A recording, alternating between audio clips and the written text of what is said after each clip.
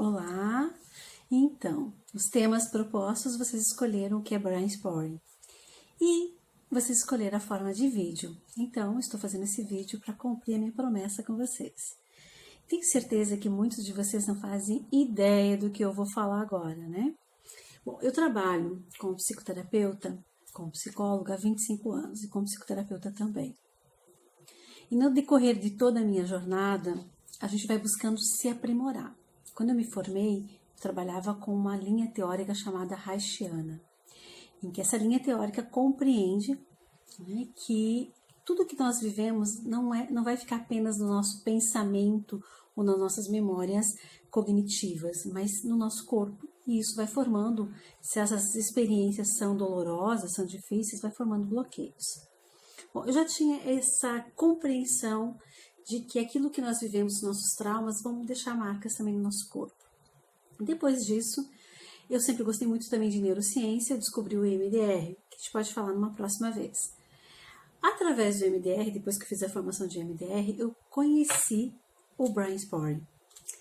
E da onde que vem? Então, primeiro, brainstorming significa ponto no seu cérebro. E surge através de David Grant, que é o, digamos, o criador desse método de tratamento de trauma. O David Grant, trabalhando com MDR, percebeu algo muito curioso. Ele percebeu que conforme o paciente olhava numa direção, havia pequenas ações reflexas nos seus olhos. Então, o David Grant trabalhava com estimulação bilateral visual, que é um procedimento do MDR. Então, quando ele fazia esse movimento com os dedos e o paciente acompanhava com os olhos, pensando num trauma que ele teve, ele percebia que tinha uma ação reflexa. Ele pensou, tem alguma coisa interessante aqui. Então, David Grant, trabalhando com situações de trauma, começou a perceber que, conforme aonde o paciente olhava, a direção que ele olhava, afetava a experiência. E se você observar, isso acontece conosco também.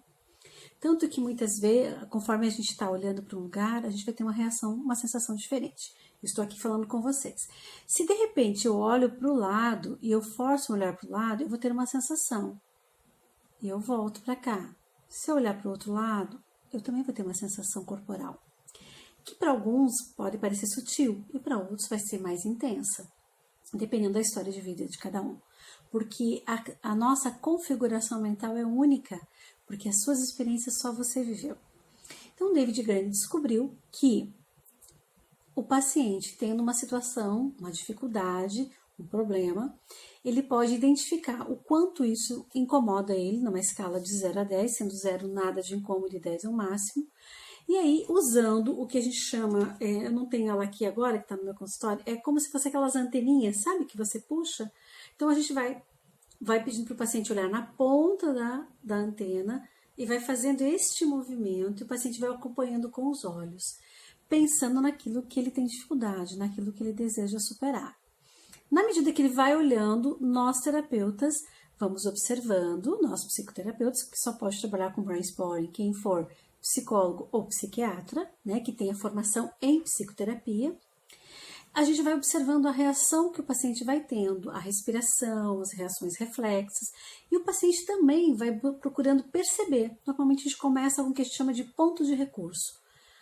Em que direção é mais agradável dele olhar quando ele pensa naquela dificuldade, digamos, medo de avião, ou medo de falar em público, ou dificuldade de conversar com a chefia. Então, ele vai olhando, vai seguindo com os olhos e a gente vai percebendo. Normalmente, a nossa percepção de alguma ação reflexa, de uma mudança de postura, de respiração e aquilo que o paciente identifica como um ponto de recurso, coincide. E aí nós chamamos janela de acesso. A partir daquele ponto, o paciente vai ficar olhando fixo e ele vai começar a acessar os arquivos de memória dele. Porque aonde que o brainstorming vai digamos, atuar no sistema nervoso central, no sistema límbico, nas memórias de sensação. Então, aquilo que normalmente nós não conseguimos acessar conscientemente, racionalmente, o brainstorming vai conseguir começar a abrir aqueles arquivos de memória e acessar aquelas memórias, as memórias, suas sensações, suas reações corporais. E a partir dali começa a vir uma série de situações. é incrível. A primeira vez que eu presenciei uma sessão de brainstorming foi com David Grande. Eu tive o prazer de fazer a formação com ele em Curitiba. E a gente viu, eu fui atendida por ele numa sessão, vi colegas minhas sendo atendidas, e a gente viu, ficou assim, encantada com a intensidade e a simplicidade da técnica e ao mesmo tempo a profundidade. Eu vi uma colega minha, ele escolheu era para escolher um trauma que nós psicólogos chamamos de trauma simples, ela não conseguia pular corda. E ela morava em Curitiba, ela fez a técnica, fez um método de brainstorming guiada, né, conduzida por David Grant, e naquela mesma noite ela teria a oportunidade de testar se ela teve alguma alteração. Ela fazia treino de boxe, né?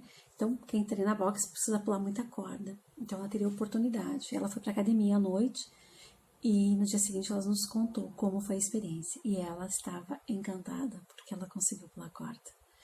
E na sessão conduzida por David, ela acessou uma memória de quando ela tinha por volta dos 3 anos e que ali aconteceu um fato que foi o fato bloqueador dela com relação ao movimento de pular.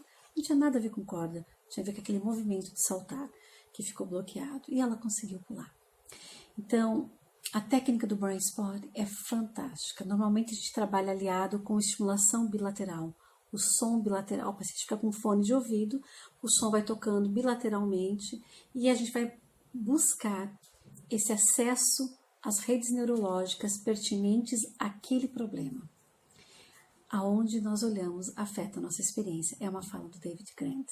Ele ainda está atuante, David Grant, ele vem para o Brasil normalmente, esse ano não veio devido à pandemia, e ele continua dando formação. Então, você que tem seus medos, suas fobias, seus bloqueios, suas dificuldades, pode ter certeza que o brainstorming é uma experiência bem interessante e que você pode ganhar muito com essa experiência. Espero que você tenha gostado. Só vale lembrar, o brainstorming não é uma técnica mágica, é uma técnica, um método extremamente assertivo, baseado em neurociência, aliado à psicoterapia. Então, se você procurar um profissional para fazer brainstorming, você não vai fazer uma única sessão e resolver tudo. Você vai passar por todo um procedimento, como é no processo de psicoterapia, do psicoterapeuta, conhecer a sua história, definir quais são os objetivos que você tem e você vivenciar a técnica do brainstorming, tá bom? Eu trabalho com brainstorming há alguns anos e tive ganhos fantásticos com os pacientes e vale a pena, tá bom? Então era isso, gente. Vamos definir o próximo tema, tá bom? Estou pensando que, como a gente não conseguiu falar muito dos benefícios, eu vou talvez fazer mais um vídeo ainda essa semana, falando de todos os benefícios que a gente pode ter com o brainstorming, tá bom? Até mais!